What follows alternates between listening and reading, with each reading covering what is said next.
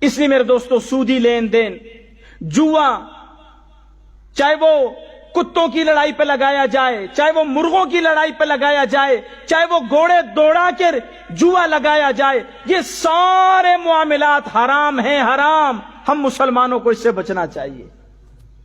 اور یہ بھی یاد رکھیں، جس کے بارے میں تمہیں معلوم ہو کہ اس کی کمائی ٹھیک نہیں ہے، اس کے ہاتھ دعوت کھانے سے بھی اپنے آپ کو بچاؤ۔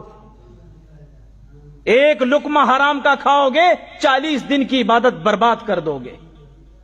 اس لیے میرا پیغام ہے آج کے اس خطبہ جمعہ کے حوالے سے، جو لوگ یہ سودی لین دین کرتے ہیں اور یقیناً لوگ کرتے ہیں، انہیں اس کام سے باز آ جانا چاہیے۔ خدا را لوگوں کی زندگیاں مت اجیر بناؤ، مت لوگوں کو اپنے ظلم کا نشانہ بناؤ۔ اللہ نے اگر مال دیا ہے بلا سود غربا مساکین کو قرض دو۔